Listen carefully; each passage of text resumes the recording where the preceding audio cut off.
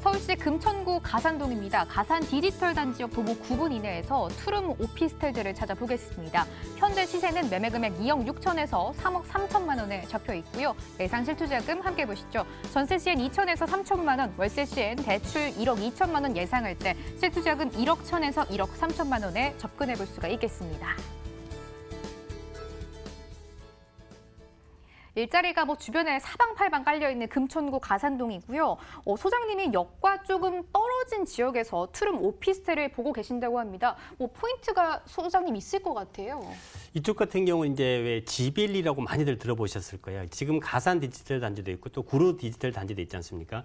이곳 같은 경우에는 이제 IT 산업의 메카로 자리를 잡으면서 예전에 이제 영등포, 이 영등포 이미지에서 벗어나서 산업 단지라든지 이런 IT 관련 업종들이 많이 들어오면서 각광을 좀 많이 받는 그런 지역이 될 수 있을 것 같은데, 자 1호선과 또 이제 7호선이 지나는 가살 디지털 단지역에서 보통 좀 속보로 간다 그러면 한 7분 천천히 걸으셔도 10분 이내인데, 이 지역 같은 경우는 젊은 IT에 종사하는 사람들이 많이 근무를 하는 곳이기 때문에 집에서 역까지 아니면 집에서 직장까지 보통 10분 이내에 다 해결이 가능하다라고 좀 보시면 될 수 있을 것 같아요.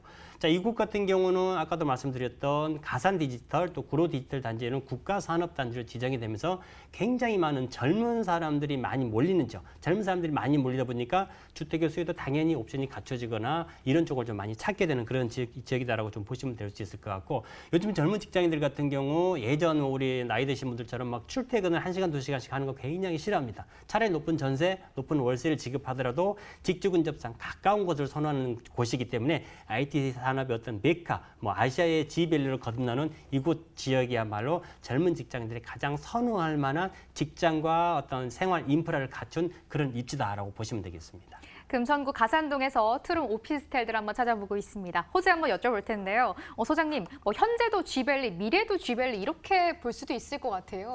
자, 미국의 실리콘밸리 이런 이야기를 많이 하고 있는데, 아시아에서는 아마 이 G밸리 그러면은 구로 디지털이라든지 가산 디지털 연결이 돼 있는 바로 이제 국가산업단지로 지정이 돼 있죠. 자, 이 G밸리를 이제 또 조성을 말씀드릴 수가 있는데, 이전에 가리봉 많이 들어보셨을 겁니다. 그 다음에 또 가산동, 구로, 이 영문이 이니셜을 따서 이제 G밸리로 통칭이 되는데요. 말 그대로 한 190만 평, 약 한 58만 평 정도 되겠죠. 굉장히 큰 우리나라 가장 크고요. 또 아시아의 어떤 그 IT 산업의 전문 단지로 조성이 된다, 이렇게 좀 보셔도 될 수 있을 것 같습니다. 그만큼 IT 산업의 종사자들 같은 건 나이 드신 분들보다는 젊은이들이 이제 많이 몰리는 그런 직종의 특성을 갖춘 지역이다라고 보시면 될 수 있을 것 같고요.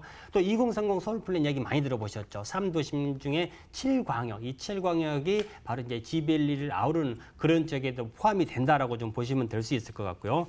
지금 이제 공사가 또 시작이 돼서 2024년 개통을 앞두고 있다고 그러는데, 바로 이제 신안산선 이제 본선이 지나가고 지선이 지나가게 되는데, 이 신안산선이 개통이 된다 그러면은 바로 또 인근을 지나가게 됩니다. 따라서 외부에서도 지금 직장인들이 많이 몰리고 낮에 직장인들이 많이 몰리다 보면은 그만큼 또 상권이 커지고 또 주거 시설이 필요를 할 수밖에 없겠죠. 그런 특징을 가진 곳이다라고 좀 보시면 될 수 있을 것 같고요. 아까 입지에서 제가 좀 설명을 드리다가 좀 말았는데, 이 가산 디지털 단지 역을 중심으로 해서 바로 앞에가 이제 안양천입니다. 안양천 같은 경우는 바로 한 직결로 한 100여 미터 정도밖에 떨어져 있지 않는데, 바로 이 안양천을 지나는 곳이 바로 이제 서부간선도로죠. 이 서부간선도로가 2021년이면 완공을 앞두고 있습니다. 그런다 그러면은 항상 정체가 되고 매년 많이 나오는 이 서부간선도로가 지하가 완료가 된다 그러면은 지상이 또 어떻게 변하겠습니까? 녹지건강과 더불어서 또 하나의 또 이제 상권이 형성될 수가 있습니다. 바로 보물건지선 길 하나만 건너면 되는 곳이기 때문에 이렇게 많은 직장인들의 수요와 더불어서 또 서부간선도로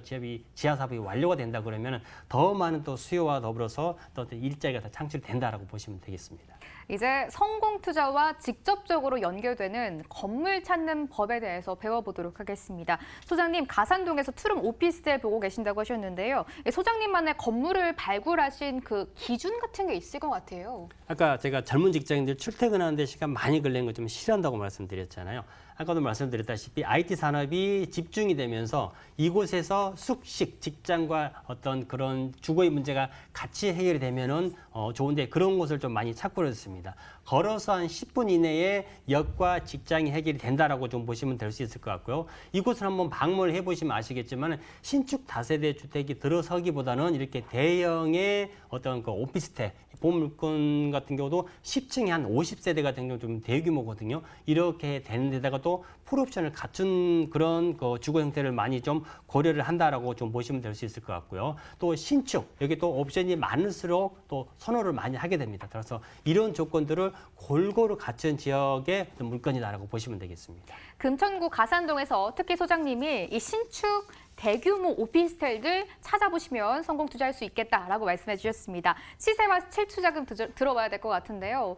투자금이 어느 정도 드는지 그 부분 가장 궁금하실 것 같아요.